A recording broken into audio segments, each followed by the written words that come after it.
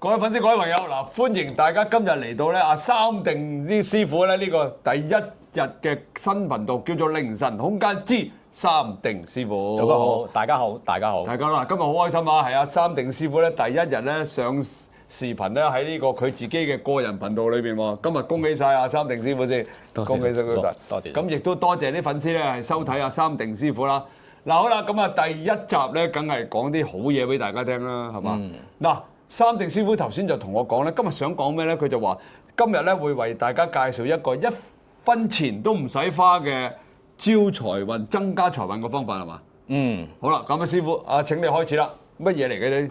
咁我喺講呢個方法之前咧，想講翻其實咧即係中段咧，我會講翻五行改運法。好，咁依家咧就講咗個核心價值先。好。咁呢個核心價值咧點樣去即係1分錢都唔花，但係咧又可以增加自己個財運咧？哇！咁點樣？咁其實咧不在乎身口意改運大法。身口意身就係我哋身體啦，口就把口啦，意就係個意志係嘛？咁其實個意思咧就係存好心。説好話，做好事呢啲都人之常情嚟嘅啫，不過就唔係咁多人做到咯，係嘛？係，好，你詳細解釋下咩意思？咁咧，因為我先講咗身先啦。好，咁身咧，其實佢代表咩咧？代表行為。咁譬如咧，偷呃拐騙啊，淫邪啊，咁呢啲都係屬於唔好嘅行為。咁如果我哋經常去做呢啲咧，你個運唔會好得去邊㗎？之後即係我哋首先由行為去改變自己先啦，係嘛？係啦，跟住譬如話有啲咩可以做啊？譬如行善啦，身體嘅動作，其實你嘅身體嘅動作咧，等於係一個語言咁樣㗎。即係如果譬如有啲人對住你豎起中指，即係咁樣，咁其實咧就係唔禮貌。咁唔怪之我老婆成日話我咧我有時講嘢會咁樣㗎。其實咁樣都係一啲唔禮貌嘅。唔禮貌嘅。我以後要改啊！多謝你先啦。其實咧，身體嘅動作會即係你其實散發緊自己個磁場㗎。咁如果譬如我哋去改善自己身體嗰個行為動作咧，其實都係有效地改善自己個磁場嘅。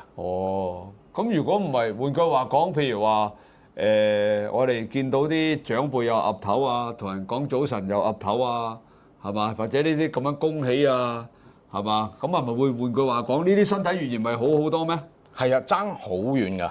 因為好多人咧就係忽略咗呢一樣嘢。咁譬如我去重新去演繹去講呢件事咧，等好多聽眾咧一聽落去容易吸收，容易聽到，容易明白。我知啦，咁樣即係由我哋本身第一點，由個身體嘅語言動作開始，係嘛？包括我哋可能見到人嘅時候，即係點下頭啊、微笑啊，即係你當我哋未開口嘅時候，係嘛？即係點下頭啊、微笑啊，或者係做一啲嗨你好啊咁樣嗰啲，係咪講緊呢啲先？係。明啦，即係譬如即係。譬如我哋會去公用嘅廁所啦，咁譬如見到啲阿婆阿伯喺度清潔啊，咁其實都禮貌地即係向佢點一點頭微笑咁樣，其實都呢啲係慢慢累積翻嚟，你個運都會慢慢會好嘅。咁樣嘅，原來呢個就係透過呢個身體嘅語言去做翻好自己本身嗰個內在嘅能量，係咪咁嘅意思啊？呢個因為係1蚊都唔使出㗎。咁又係。係啊，亦都係好即係如果你持之以恆去做咧，一定係有所改善㗎。咁啊係，你同人微笑啊，笑得多啲，人哋都覺得你個人平易近人啲啊，揦口揦面咁啊係啊！我有時見到啲人咧，都做咩㗎？開頭即係慢慢即係，尤其是有時我教學生咧，上一次我哋教班咧，你都有份上堂啊。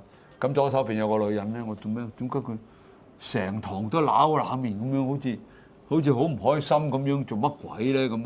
其實佢呢啲已經係一個負能量嘅代表嚟㗎啦，係咪咁講咧？因為你令到人哋有不愉快嘅感覺咧，咁揦口揦面坐喺度，其實已經係即係好似一個負能量咁啦。係咯。咁個財運點會好咧？係啊，咁啱啊！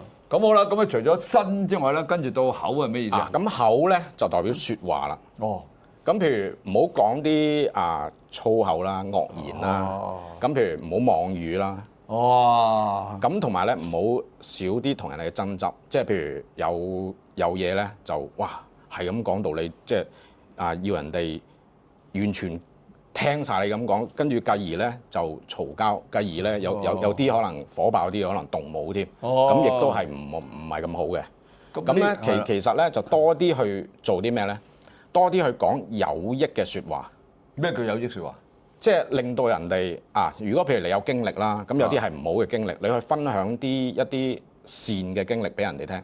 其實咧我以前咁樣做咧係唔正確嘅。咁但係當我改善咗之後真係好咗嘅喎。咁呢啲係善嘅説話嚟㗎，係令到人哋有益處嘅。咁呢個都係會增加自己個運勢嘅。咁同埋咧説話上咧多啲去鼓勵對方。因為好多人咧就係唔會去讚美對方啊！好少喎，真係呢樣嘢。係好少喎，真係好少。即係仲有一樣嘢咧，譬如我哋WhatsApp 啦，或者用其他即係一啲 Apps 去溝通嘅時候咧，好多人就話謝。係啊。咁其實咧個效果係唔夠嘅。應該點寫？應該係謝你。謝你。點解要多個你字咧？因為你個謝係唔係謝其他嘢，我係多謝你。指明要指明咁樣個指向。好，預備3、2、1。各位粉絲、各位朋友，嗱喺呢度咧隆重宣佈嚟緊嘅3月1號咧，阿奇哥咧喺 YouTube 有一個新頻道，叫做咩名啊？奇哥？奇幻迷離。係啊，係奇哥個奇啊！到時咧，我會將嗰啲名啦，同埋咧嗰個日期咧，再重新打一次喺度啊！嗱，記住係嚟緊嘅3月1號 YouTube。奇哥嘅新頻道奇幻迷離咧，咁奇哥咧就會喺呢個頻道裏邊咧講好多咧講完啦，係奇幻迷離嘅嘢俾大家聽啦，係嘛？點解有你？唔得㗎，你講 OK。個指向性比較高啲，係呢個係好多人咧係忽略嘅一種説話技巧，亦都係會令到自己嗰個運勢咧可能未係咁好嘅。咁如果我頭先講嗰啲，因為我係經長時間去查證同埋高人指點，咁所以咧係非常之有效嘅。如果做足嘅話，喂，唔怪得知啦，我咧好得意嘅嘢，我哋 WhatsApp 啦，咁成日咧會有收到一啲朋友咧群發啊。咩叫群發咧？譬如過時過節咧，佢就發一啲圖案啊公仔，但係咧係一群發嘅意思，即係佢撳一個掣，全部發晒嘅。我就覺得嗰啲我通常都唔回嘅，我覺得佢冇誠意。我老婆問我做乜你唔理佢？群發啫，佢都未必係發俾我㗎。佢求其，總之就係佢群裏邊有幾多人，一大扎人咁啊撳個掣啫。我既然問候都問得咁求其㗎，不如唔好問啦。我係咁樣啊，我啱唔啱？係啊，即係變咗咧，你咪可能我真係想同你一個合作嘅，但係你咁冇誠意，咁咪少咗個機會咯。係啊，我好怕啲人，即係都唔係怕嘅，我唔睬嗰啲人。咁但係我就會咁樣嘅，我會譬如我真係發一啲問候説話咧，我真係撳翻入去佢嗰度，直接講，譬如叫雄哥咁啦，阿雄哥生日快樂啊，或者阿雄哥咩新春快樂啊，阿雄哥咩節快樂啊，咁祝你咧身體健康，諸如此類嗰啲，我係直接打落去嘅，我就唔會話群發嘅。我覺得群發呢樣嘢咧，即係好似好，不如你唔好發啦，發嚟做咩啫？冇意思嘅，成件事都係嘛？你又想人哋回覆你，但係你又群發，咁人哋點會回你咧？係咪咁講？咁所以呢個行為，我諗都係要可能真係要改變下啦，我覺得係嘛？係啊，跟住其次啦，一係你就唔好講。如果譬如你講嘅説話，最好咧係真實嘅説話。咩叫真實説話咧？即係唔係謊言咯？即係你寧願唔講，但係都唔好講啲欺騙嘅説話。咁當然啦，某陣時啦，咁有啲人覺得善意嘅大話係可以接受，但係咧盡量都唔好講。一係就索性唔好講啦。係啦，一係就索性唔好講。如果要講咧，就要講真實嘅説話。因為咧大多數真係即係所謂嘅有錢人啊，或者佢係好有修養嘅人咧，佢哋咧一係就唔同你交流噶啦。如果同你交流咧，直接了當，佢真係覺得你值得交嘅朋友咧，佢係全部講真實嘅説話，一係就唔講俾你聽。哪怕有時有少少難聽係嘛？係咪咁嘅？係咁啊係，咁即係我都係咁樣嘅，直接了當啦。唔啱咪直接話你，喂，你咁樣其實你好蝕底啊，或者你好笨啊，或者你咁樣我唔應該咁做啊，咁都係會咁。我都係咁樣嘅。仲有一樣嘢咧即係好多人咧都會唔係咁容易做到嘅。乜嘢？例如咧某人啦，咁曾經係可能對你唔係咁好啦，或者係都叫做害過你嘅。咁日子耐咗啦，咁如果佢真係再揾你啦，或者係有機會有交流啦，咁其實説話上咧，或者個心入邊諗咧，係祝福對方。祝福對方唔係嬲佢嘅咩？佢整過我，懟過我，督過我背脊喎。唔係希望佢第二日先咧可以行一個好嘅方向，即係祝福喺個心入邊祝福佢。因為好多人咧係做唔到嘅。仲要祝福佢啊！佢懟我啊，督我背脊喎，搞到我份工都冇埋喎，我仲要祝福佢。因為呢樣嘢咧係牽涉咗咧你個心念啦，同埋個口業。係啊，寧願咧就係個心咧嗰個導向咧係寧願係導向祝福對方，都好過咧咒罵對方。係啊。咁即係冤家宜解就不宜結啦，係嘛？盡量用我哋嘅方法能夠做到嘅就做咯，即係調翻轉，你唔好鬧，唔好成，唔好點樣去憎恨佢，即係反而做一個比較開放啲啊，比較一個以呢個慈善之心或者菩薩之心嘅去對待佢。因為佢做得出呢件事咧，佢都唔想噶，因為佢覺得啱佢先做噶嘛。咁但係佢真係的而且確影響咗人啊嘛。咁我哋唯有就係祝福對方你真係希望你有所改善，或者你希望你生智慧，即係用咁嘅心念去祝福對方。哇！呢樣嘢真係要跟你學下先得啦，大佬。呢個都好有啲困難啊。一般正常人嚟講，不過咁如果你話跟咗你去做嘅，可以增加好多財運啊，或者甚至乎改到運咧。其實都係未嘗不可係一個智慧嚟嘅，係嘛？好啦，咁做咩？咁跟住咧，核心亦都係最難嘅，乜嘢？即係身口意啦。其實最難就係意。點解咧？因為佢亦都係呢三樣嘢入邊係最重要嘅。最重要。因為佢係屬於心念，同埋修心。因為你個心嘅諗法已經決定咗你嘅行為，決定咗你把口係講啲乜。咁又係最高難度嘅。點樣練咧？即係譬如話你頭先講嘅身啊、口啊咁啊嚇，以身體力行啦、行為啦，把口唔好講衰嘢啦，唔好講粗口啦，唔好鬧人啦，唔好咁你個心係點練？其實念咧就包括啲咩咧？我哋包括咧貪念、慾念。哇！因為好多人咧都會起貪念啊，即係好似肯定㗎啦，咁越多就越好。越即係因為人嘅慾望咧係無止境㗎。肯定啊！如果我哋能夠咧控制到自己其實知足常樂，咁其實咧你個運咧係好平穩咁樣，慢慢會變好嘅。好多人咧就係過大慾望過大，亦都起咗個貪念。咁同埋咧，你留意翻啦，好多投資嘅騙案啦。咁其實嗰啲人點解會中招啊？貪心咯，就係咁簡單啦。就係起咗個貪念，你唔係貪，你點會最後損手爛腳啊？咁啊係，平平穩穩咁樣打份工，你唔會有俾人呃到錢嘅。反而咧，你提升你每個人咧，肯提升自己嘅內部嗰個潛質同埋嗰個行為咧，其實好多好嘅嘢都會自動埋嚟嘅。但係我想問啦，三明師傅，咁點練嗰個練咩？第三個係咩？練心啊？唔係心念。心念點樣練習咧？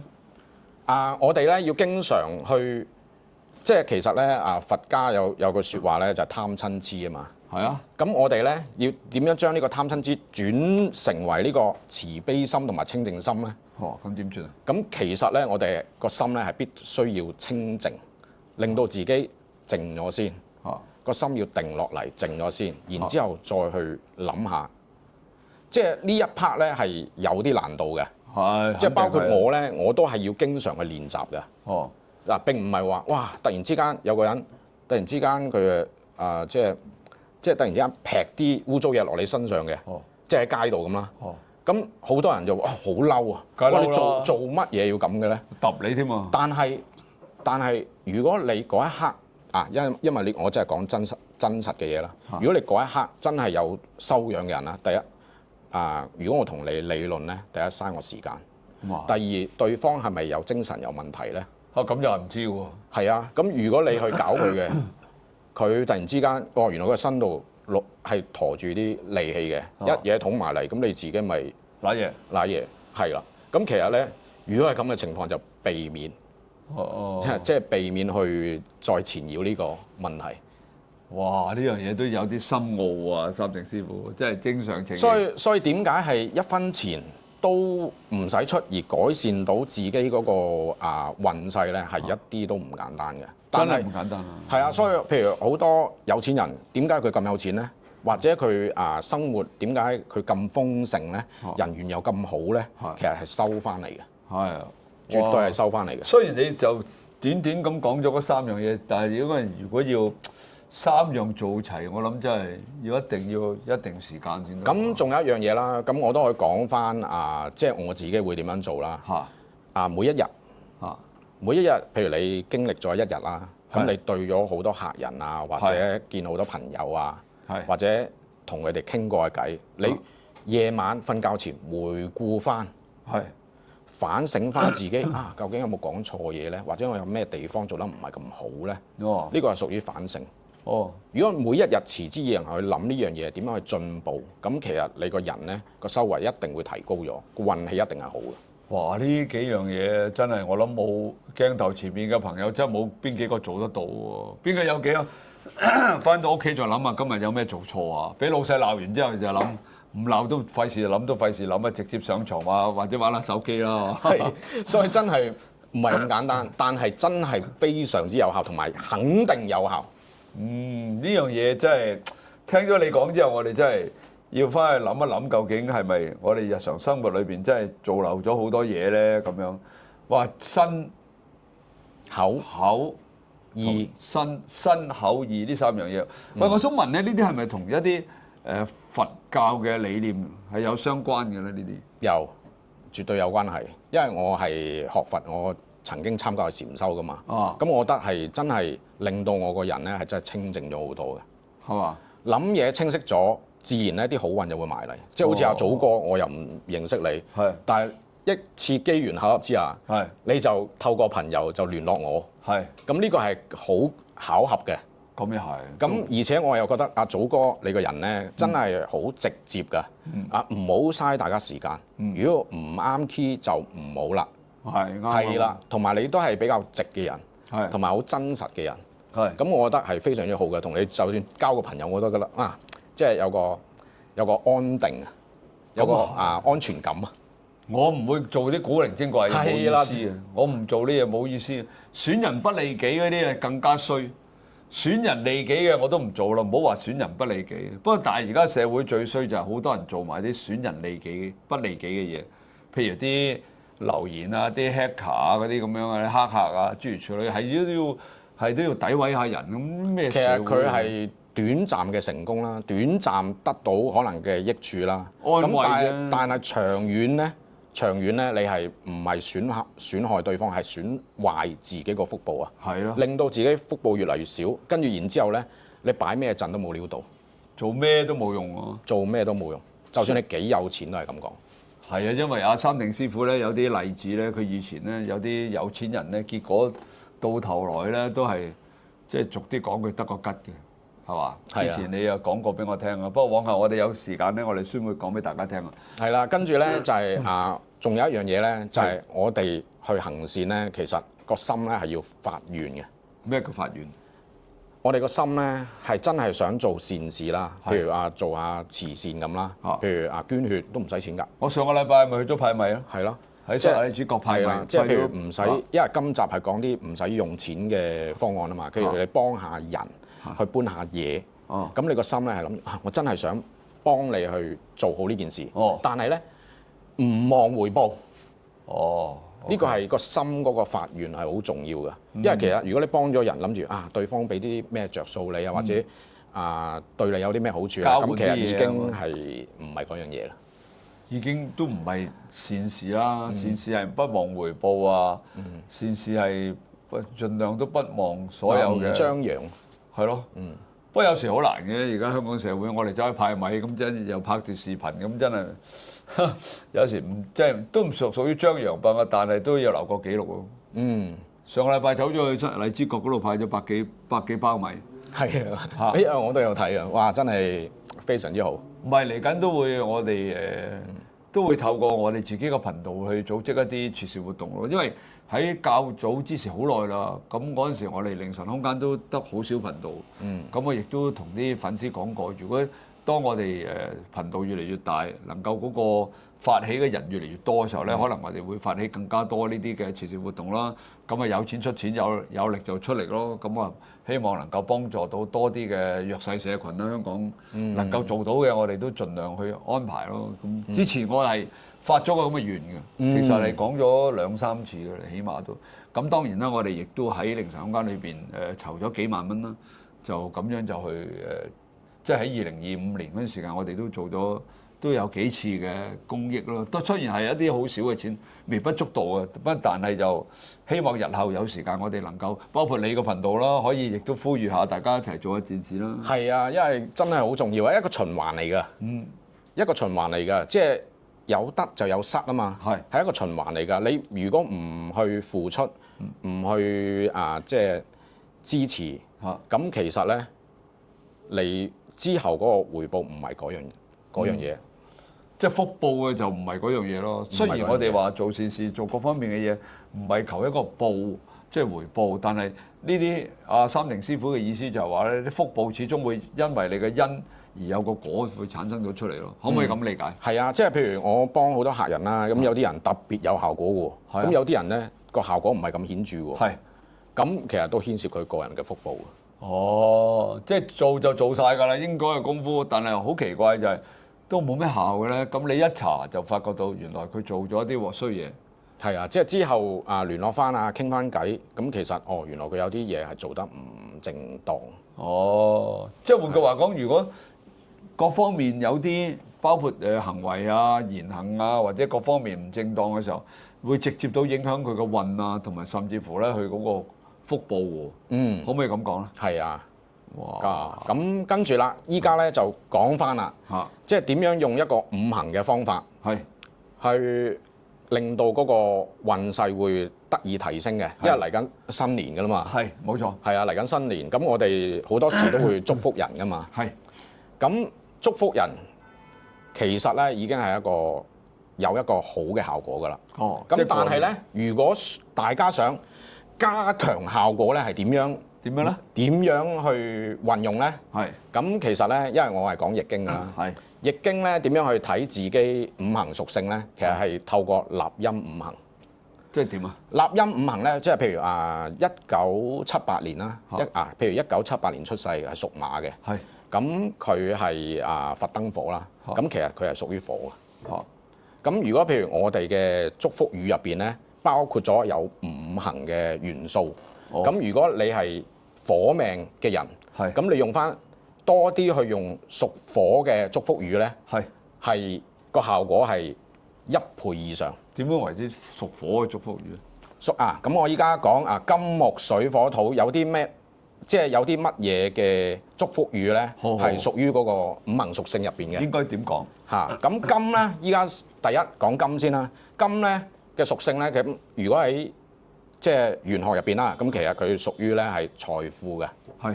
咁亦都係屬於光明啦。係。咁亦都係屬於一個尊貴嘅，因為黃金啊嘛，金啊嘛。咁點講？咁譬如咧，我哋譬如祝福人咧，可以祝福人哋係感受前程啦。係啊。譬如祝福人哋咧財運亨通啦。哦。咁亦都可以祝福人哋咧金玉滿堂啦。哦。或者可以祝福人哋咧金枝玉葉啦，咁亦都可以祝福人哋招財進寶嘅。咁呢啲説話咧，全部都係帶有金嘅屬性嘅。即係屬金嘅人就講呢啲。係啦，即係你睇翻立音五行啦，睇翻自己嘅立音五行屬咩？屬木咧？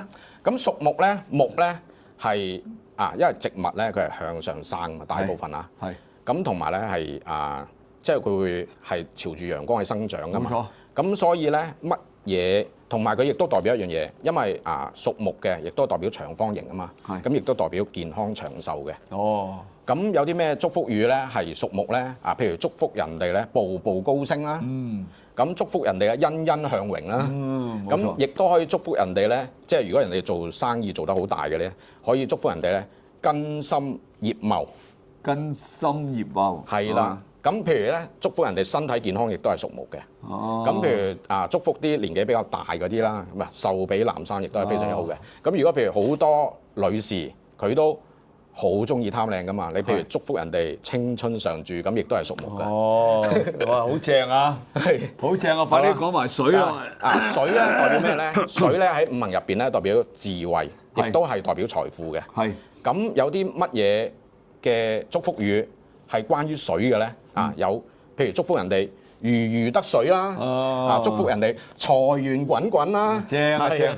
跟住譬如祝福人哋年年有餘啦，跟住咧譬如祝福人哋一帆風順啦，跟住譬如話荷包滿滿啦，祝福人哋，跟住繼而咧祝福人哋咧潤澤八方。哇！呢啲全部都係帶有水屬性嘅祝福語。幾開心啊！聽見你講呢啲嘢啊。係啊，跟住譬如到火啦。係。火咧其實佢有個特性咧就係向上啦，紅火啦，譬如馬啦，譬如嚟緊個馬年啦，都係屬於火噶嘛。咁譬如我哋即係屬於火嘅祝福語咧，有啲乜嘢嘅祝福語係特別有利於火命人咧？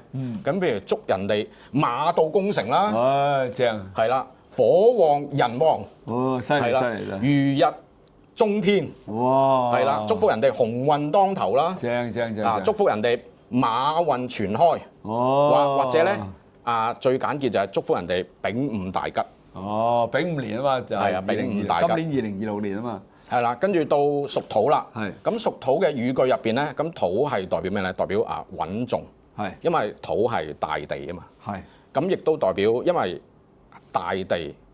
我哋農人咧係種好多稻田噶嘛，亦都係代表豐收。哦，係啊，所以譬如祝福人哋咧，有啲係關於咩？係關於土屬性嘅祝福語咧，就係穩如泰山啦，祝福人哋。正。或者祝福人哋咧財源廣進。哦。係啦，同埋咧，譬如祝福啲身體，即係你想佢更加健康咧，或者祝福人哋福壽康寧。哇！嚇，咁仲有咧祝福人哋咧。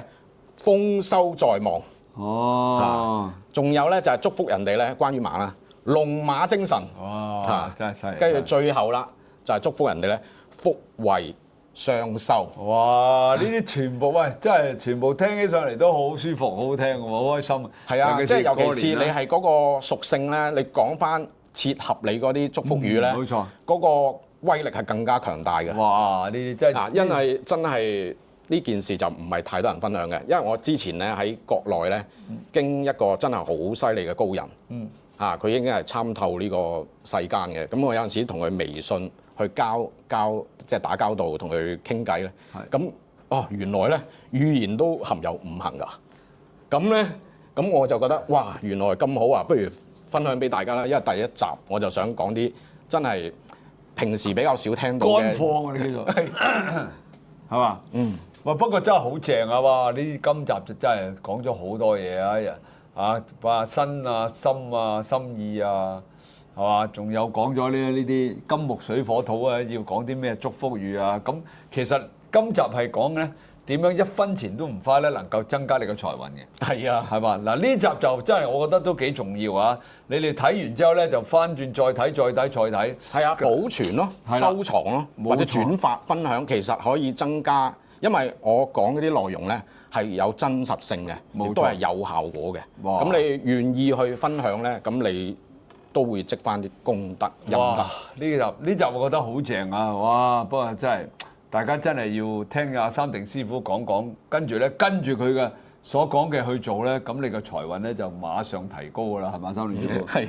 好啦，咁啊呢集咧好正啊！呢度啊，嗱，記住咧，我哋呢個頻道係叫靈神空間之三定師傅。咁咧，大家記住啦，你留言多啲，咁咧就阿三定師傅咧就會揾多啲咧你哋想聽嘅故事啦，又或者咧一啲好多嘅開運法寶啊，諸如此類嘅咧就介紹俾大家嘅，啱啊，三定師傅。係。好啦，呢集就到呢度啦，記住。